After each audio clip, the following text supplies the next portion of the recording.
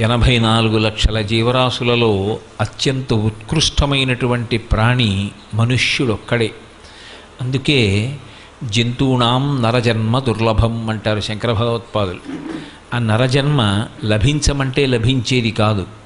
ఈశ్వరుడి యొక్క అనుగ్రహం పరిపూర్ణంగా లభిస్తే దాని చేత మనుష్యుడిగా వస్తాడు. ఆ మనుష్య ప్రాణికున్న గొప్పతనం ఏమిటి అంటే, శాస్త్రాన్ని ఆధారం చేసుకొని గురువుగారి దగ్గర శాస్త్రం నేర్చుకుని శాస్త్రానికి అనుగుణంగా కర్మానుష్ఠానం చేసి ఆ కర్మానుష్ఠానం చేసినటువంటి కారణం చేత ఈశ్వరుని యొక్క అనుగ్రహాన్ని పొంది ఈశ్వరానుగ్రహం చేత చిత్తశుద్ధి పొంది చిత్తశుద్ధి పాత్రత కారణంగా ఈశ్వరుని యొక్క అనుగ్రహంతో కలిగిన జ్ఞానము వలన ఇక మళ్ళీ పుట్టవలసిన అవసరం లేని పునరావృత్తి రహిత శాశ్వత శివ సాయుధ్య స్థితిని పొందడానికి యోగ్యమైనటువంటి ఏకైక దేహము, అటువంటి శరీరము కలిగినటువంటి ప్రాణి మనుష్యుడొక్కడే. అందుకే మనుష్య ప్రాణి అనేటప్పటికీ అంత విశేషమైనటువంటి స్థాయిని శాస్త్రం కల్పించింది.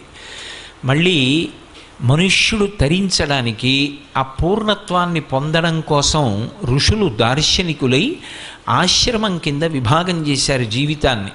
ప్రారంభంలో బ్రహ్మచర్యము, తర్వాత గృహస్థాశ్రమము, తర్వాత వానప్రస్థము, వానప్రస్థము తర్వాత సన్యాసాశ్రమము, 4 ఆశ్రమాలు. ఇందులో అందరూ చిట్ట చివరి ఆశ్రమాన్ని ఆశ్రయించినా ఆశ్రయించకపోయినా కనీసం ఈ 3 ఆశ్రమాలలోనైనా తరించే ప్రయత్నం చేస్తారు. తరించుట అంటే దాటుట అని. ఏది దాటుట అంటే జనన మరణ చక్రం నుంచి విడుదల పొందడం, సంసార సముద్రాన్ని దాటడం. పునరపి జననం పునరపి మరణం పునరపి జననీ జఠరే శయనం ఇహ సంసారే బహుదుస్తారే కృపయాపారే పహిమురారే అంటారు శంకర భగవత్పాదులు. ఇందులో మీరు కొంచెం జాగ్రత్తగా గమనిస్తే బ్రహ్మచర్యాశ్రమం అంతా కూడా విద్యాభ్యాసానికి చెందినదై ఉంటుంది. అందుకే బ్రహ్మచారికి ఆర్థికమైనటువంటి ఆంక్షలు కానీ అనుష్ఠాన సంబంధమైన ఆంక్షలు కానీ చాలా విశేషంగా ఏమి విధించరు. ఏకాదశి నాడు ఉపవాసం చెయ్యమని శాసనం చెయ్యరు. లేదా కనీసంలో కనీసం అతను తన అన్నాన్ని తాను సంపాదించుకోవలసినటువంటి అవసరాన్ని కూడా కల్పించరు. అది భిక్షాన్నం తీసుకొచ్చి ఇస్తే తల్లిగా ఆ గురుపత్ని వడ్డిస్తుంది. ఆ గురుపత్ని పెట్టినటువంటి అన్నం తిని 365 రోజులు సంవత్సరంలో చెయ్యవలసిన పని ఏమిటి అంటే అత్యంత శ్రద్ధాభక్తులతో గురువుగారి దగ్గర కూర్చుని విద్యాభ్యాసం చేయడమే. ఆ బ్రహ్మచారిగా ఉన్నప్పుడు ఏ విద్యాభ్యాసం చేశాడో, ఏ విద్యని సముపార్జించాడో అదే అతనికి జీవితాంతం కూడా అతని అభ్యున్నతి కొరకు కర్మానుష్ఠానమునకు ప్రమాణంగా నిలబడుతుంది. అందుకే బ్రహ్మచారికి ఇంకా ఇతర కర్తవ్యములు యథార్థమునకు లేవు.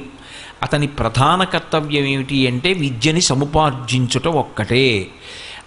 అథవా ఆ విద్య సముపార్జించడానికి బుద్ధి నిలబడ్డం కోసం అన్ని వేళలా భగవంతుని యొక్క అనుగ్రహం బుద్ధి యందు ప్రచోదనం కావడం కోసం ఆయన చెయ్యవలసింది ఒక్క సంధ్యావందనం చేస్తాడు, గాయత్రీ మంత్రానుష్ఠానం చేస్తాడు, ఆ జపం చేసి సమిధాదానం చేస్తాడు. గురువుగారి యొక్క అగ్నిహోత్రంలోకి లేదా తండ్రి గారి అగ్నిహోత్రంలోకి సమిధని ప్రదానం చేస్తాడు.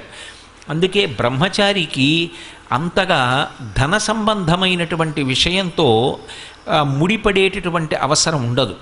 వానప్రస్థు అన్నీ విడిచిపెట్టి ఈ సంసారంలో ఇంతకాలం ఉన్నాను, ఇంత లంపటం అనుభవించాను, ఏదో భార్యని పొందాను, బిడ్డల్ని పొందాను, ఓ ఇల్లు కట్టాను, ఇన్ని సుఖాలు అనుభవించాను, ఈ సుఖాలన్నీ సుఖాలు కావు.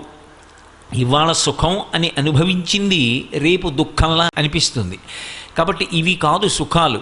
ఏది శాశ్వతమైన సుఖము అంటే అంబుజోదర దివ్యపాదారవింద చింతనామృతపాన విశేషమత్త చిత్త మీరీతి ఇతర విషయంబు చెరనీర్చు వినుత గుణశీల మాటలు వేయునేలా అంటాడు ప్రహ్లాదుడు. అలా ఎప్పుడూ భగవంతుని యందు మాత్రమే చిత్తముంచుకోగలిగినటువంటి ప్రశాంత స్థితి కావాలి. ఇతరమైనటువంటి ఒత్తిళ్ళు, ఇతరమైన విషయాలతో నాకు సంపర్కం వద్దు అనుకుంటే ఆ సంసారాన్ని విడిచిపెట్టి భార్యని తీసుకొని అరణ్యంలో ప్రవేశిస్తాడు. పూర్వకాలం వెళ్ళినటువంటి పరిస్థితిని నేను ఉటంకిస్తున్నాను. అరణ్యంలో ప్రవేశించి భార్యతో కలిసి ఏదో దొరికిన పదార్థాన్ని స్వీకరిస్తూ చిత్తాన్ని ఇద్దరూ కూడా భగవంతుని ఎందే ఉంచుకుంటారు. అందుకే వానప్రస్థంలో ఐశ్వర్య సంబంధమైనటువంటి విషయం ఎక్కువ ఉండదు. ఇక చిట్ట చివరిది సన్యాసాశ్రమం. సన్యాసాశ్రమం అత్యంత ఉత్కృష్టమైన ఆశ్రమం, అందరూ ఆశ్రయించగలిగినది కాదు. జ్ఞానము విపరీతంగా పొందాలనేటటువంటి కుతూహలం కలిగితే, జ్ఞానము పొందాలనేటటువంటి కుతూహలము విపరీతమైతే అన్నిటినీ విడిచిపెట్టేసి కేవలము భగవంతుని యందు మాత్రమే మనసు పెట్టుకొని అన్నిటినీ విడిచిపెట్టేస్తే చిట్ట చివరికి అగ్నిహోత్రంతో సంబంధాన్ని కూడా విడిచిపెట్టేస్తాడు. అందుకే సన్యాసాశ్రమంలో ఉన్నటువంటి వ్యక్తి తన అన్నాన్ని తాను వండుకోడు, అగ్ని సంబంధం ఉండదు కనుక. ఆయన భిక్షాన్నమే స్వీకరిస్తాడు. ఆకలి వేస్తే శరీరానికి అది కూడా ఒక రకమైనటువంటి రుగ్మత అని భావన చేసి కొన్ని ఇళ్ల ముందుకొచ్చి భిక్షాన్నాన్ని అడిగి స్వీకరిస్తాడు. అగ్నిహోత్రంతో సంబంధం ఉండదు కనుక చిట్ట చివర శరీరం విడిచిపెట్టేసిన తరువాత కూడా శరీరానికి అగ్ని సంస్కారం చేయరు. భూమిలో ఉంచి సమాధి నిర్మాణం చేసి పైన శివలింగం పెడితే అధిష్టానం అంటారు, తులసి చెట్టు ఉంచితే బృందావనం అంటారు. అందుకని సన్యాసికి ధనంతో అసలు సంబంధమే లేదు. డబ్బుని ముట్టుకునేటటువంటి అవసరము ఉండకూడనటువంటి ఆశ్రమం సన్యాసాశ్రమం. ఇక డబ్బు అత్యంత అవసరమైనటువంటి ఆశ్రమం ఒక్క గృహస్థాశ్రమం. డబ్బుతో ఇంత అవసరం ఉంది కాబట్టి గృహస్థాశ్రమం ఏమైనా తక్కువ అని అనుకుందామా అంటే, రామాయణంలో రామచంద్రమూర్తి ఒక మాట అంటాడు, బ్రహ్మచర్యము, గృహస్థాశ్రమము, వానప్రస్థము, సన్యాసము, ఈ 4 ఆశ్రమాలలోకి అత్యంత ఉత్కృష్టమైన ఆశ్రమము, అత్యంత శక్తివంతమైన ఆశ్రమం ఏది అంటే గృహస్థాశ్రమమే. నేనంటలేదు ఈ మాట, రామాయణంలో రామచంద్రమూర్తి చెప్పిన తీర్పు. ఎందుచేత అంటే బ్రహ్మచారి గృహస్థు మీద ఆధారపడతాడు. బ్రహ్మచారికి అన్నం కావాలి అంటే గృహస్థు ఇంటి ముందుకెళ్ళి భవతి భిక్షాం దేహి అంటాడు.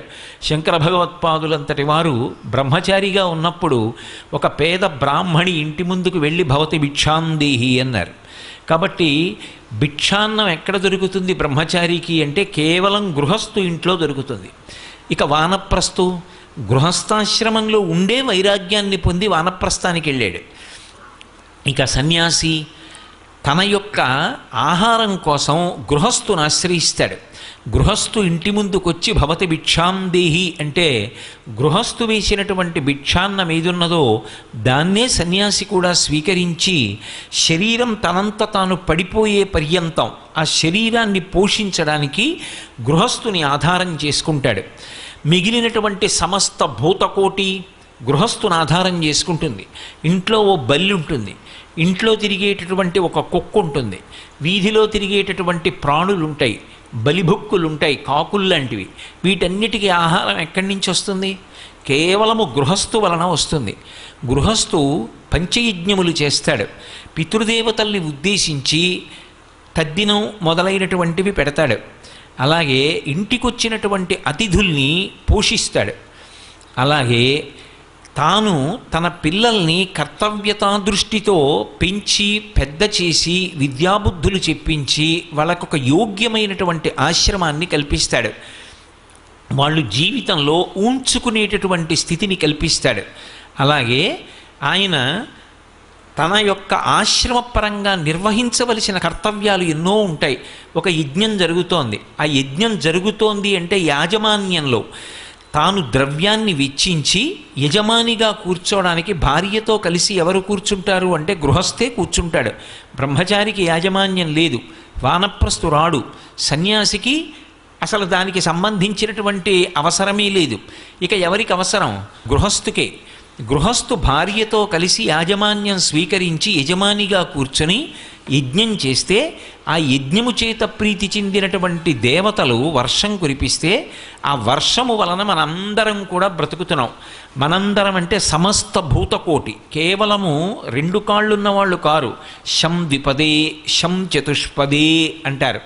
2 కాళ్ళున్న ప్రాణులు, 4 కాళ్ళున్నటువంటి ప్రాణులు, చెట్లు, కీటకములు ఇవన్నీ కూడా ఎవరి వలన బ్రతుకుతాయి అంటే ఒక్క గృహస్థు వలన బ్రతుకుతున్నాయి. అందుకే గృహస్థాశ్రమం అత్యంత ప్రధానమైనటువంటి ఆశ్రమం. గృహస్థాశ్రమంలో లేకపోతే 3 రకములైనటువంటి రుణములు తీరవు. అసలు పితృరుణం తీరాలి అంటే గృహస్థాశ్రమమే దానికి ఆలంబనం.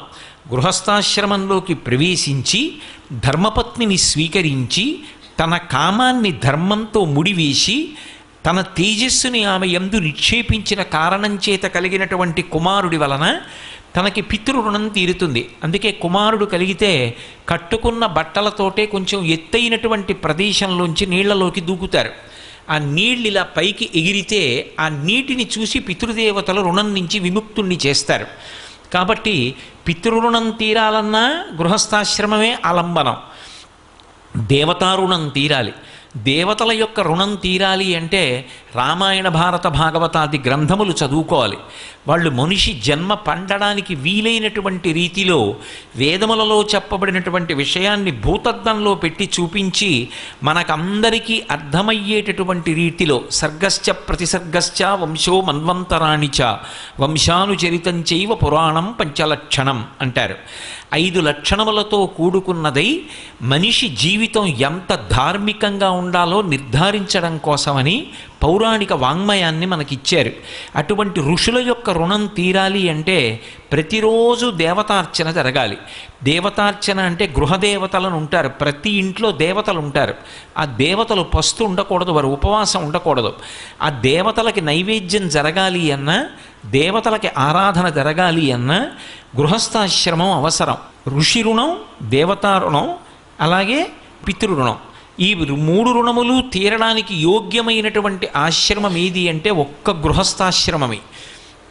ఇన్నింటికీ ఆలంబనమైనటువంటి గృహస్థాశ్రమంలో ఇన్ని కర్తవ్యాలు నిర్వహించాలి అంటే ధనం అవసరము లేకుండా ఎలా ఉంటుంది? అందుకే గృహస్థు ధనాన్ని కోరుకుంటే దాంట్లో దోషం లేదు. బ్రహ్మచారికి దానం పట్టేటటువంటి అధికారం లేదు. బ్రహ్మచారి దానం పుచ్చుకొని రేపటి కొరకు అని దాచకూడదు.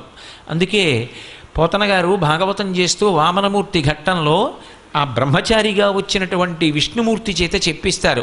గొడుగో జన్నిదమో కమండలయో నాకున్ ముంజియో దండమో వడుగేనెక్కడ కరుల్ వామాక్షుల శంబులెక్కడ నిత్యోచిత కర్మమెక్కడ మదాకాంక్షితంబైన 3 అడుగుల్ మేరయ త్రోవకిచ్చుటది బ్రహ్మాండంబు నాపాలికిన్ననిపిస్తారు.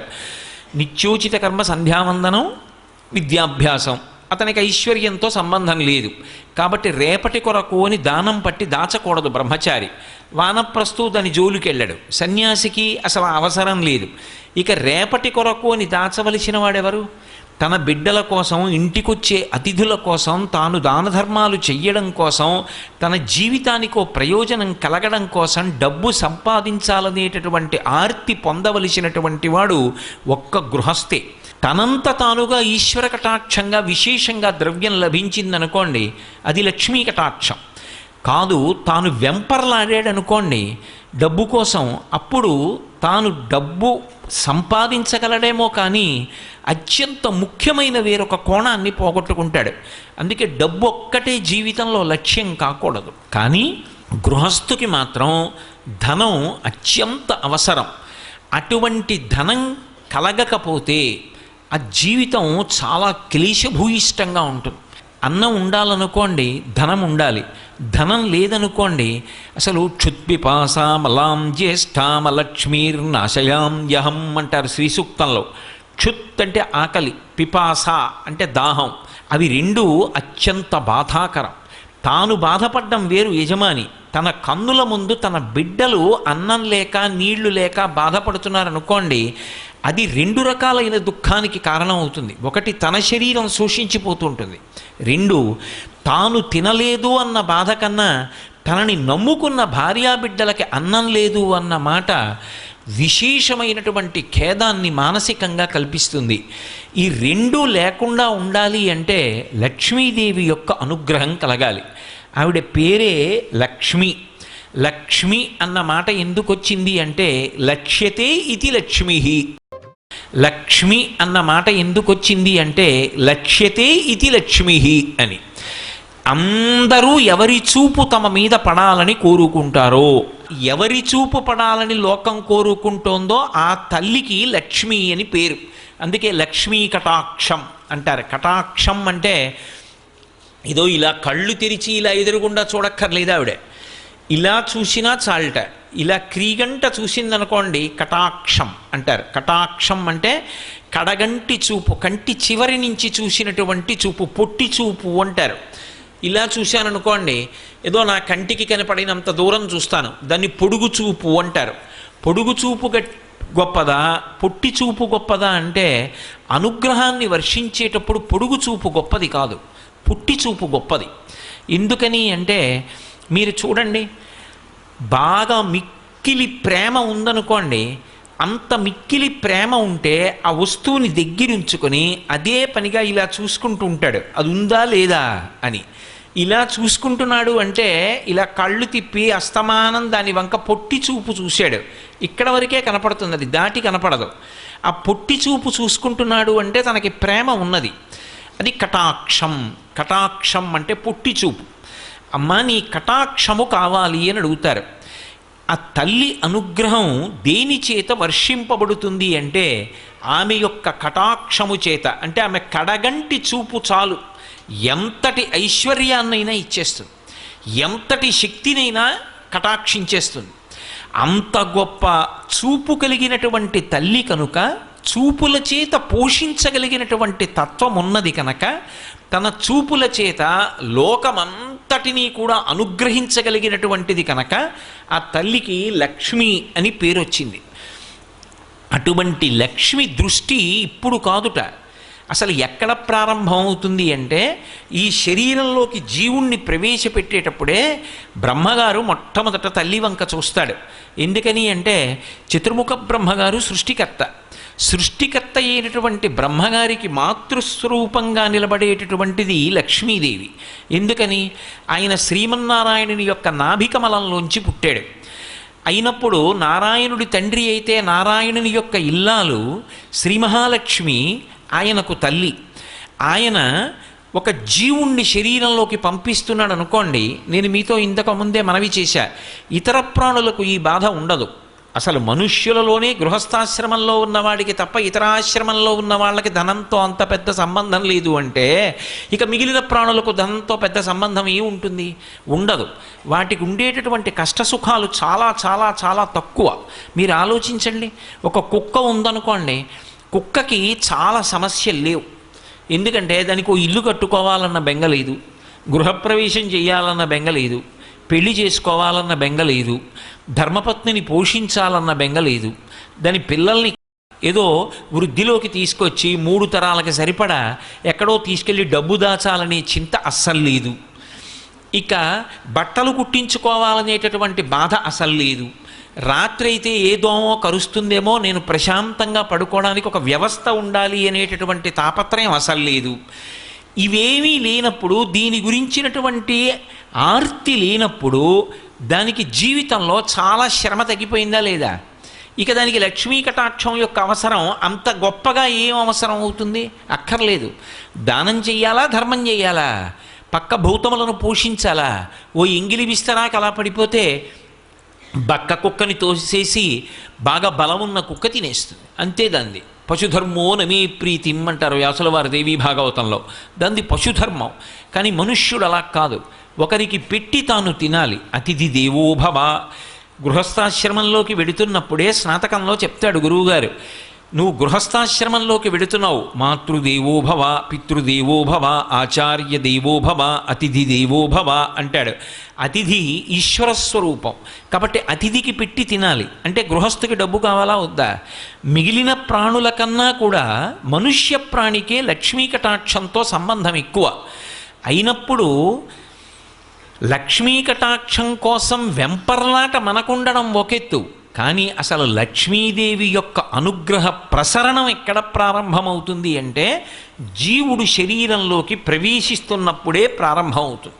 అందుకే అది ఎవరు కానివ్వండి, లలాట లిఖితారేఖాం పరిమాష్ట్రం నశక్యతే, లలాటమనందు వ్రాయబడినది తీయడం సాధ్యం కాదు అంటూ ఉంటారు కదూ. అంటే సాధనాబలం చేత దాటుతాడు. బ్రహ్మగారు ఒక పుర్రెలోకి జీవుణ్ణి ప్రవేశపెట్టే ముందు పుర్రె చేత్తో పట్టుకొని ఏమేమి ఇవ్వాలి అన్నది రాసి, అతనికి ఇవ్వవలసినటువంటి ఐశ్వర్యం అన్న దగ్గర రాసి అమ్మ వంక ఇలా చూస్తాట, లక్ష్మీదేవి వంక. అలా కూర్చుంటుంది ఆ తల్లి. అలా కూర్చుంటే బ్రహ్మగారి చేతిలో పుర్రె పట్టుకుని అమ్మ వంక తిరుగుతాడు. అమ్మ, ఈ పుర్రెకి ఎంత ఇమ్మంటావు అని అడుగుతాడు. గత జన్మలో ఈ పుర్రెకి పేరు ఏమిటి, ఎవరు అని అడుగుతుంది. ఆవిడికి తెలియక కాదు, ఆవిడ సర్వజ్ఞురాలు. అమ్మ, ఈ పుర్రెకి గత జన్మలో పేరు ఇది. వీడు చాలా పుణ్యం చేశాడమ్మా, ఎందరికో పెట్టాడు, ఆర్తి కలిగిన వాళ్ళందరికీ పెట్టి తాను అనుభవించిన వాడమ్మా అంటే ఆవిడ అని ఇలా కనుబొమ ఎత్తుతుందిట. అంతే, ఆవిడేం మాట్లాడదు అంటుంది. ఆ కనుబొమ అలా ఎత్తిందనుకోండి, యద్రూభంగా ప్రమాణం స్థిరచర రచన తరతం ఏ మురారే వేదాంతా తత్వచింతాంబురభిదురసి యత్పాదచిహ్నైత్తరంతి భోగోపోద్ఘాతకీలీచులిఖిత భగవద్వైశ్యరూప్యానుభావ సనశ్రీ స్పృణీతాం అమృతలహరిధీలంఘనీయై అపాంగై అంటారు పరాశర భట్టర్లు శ్రీగుణరత్న కోశంలో. అమ్మవారు అపాంగై అంటే కటాక్షం, కడగంటి చూపు. ఆ మాట బ్రహ్మగారు చెప్పేటప్పటికీ ఆ చేతిలో పట్టుకున్న పుర్రెకి గత జన్మలో ఉన్న పేరు చెప్పేటప్పటికీ ఓ అనుకుని మనసులో అంటుందిట, యద్భ్రూభంగా ప్రమాణం. ఆవిడ కనుబొమ పైకెత్తిందా గొప్ప ఐశ్వర్యవంతుడవుతాడు అని వ్రాసేస్తాడు బ్రహ్మగారు. ఇంటి ముందు ఏనుగులు నిలబడి తొండములనెత్తి ఘీంకరిస్తూ ఉంటాయి. అంతటి గొప్ప ఐశ్వర్యవంతుడవుతాడు. ఆ పేరు విందావిడ. వీడా గత జన్మలలో ఒక్కరికి ఉపకారం చేసినవాడు కాదు, ఒక్క మంచి పని చేసినవాడు కాడు, ఆర్తితో ఉన్న ఒక్కళ్ళకి ఆర్తి తీర్చినవాడు కాడు, ఉన్నదంతా దాచుకుంటే తనదవుతుందని భ్రాంతిలో ఉన్నవాడు.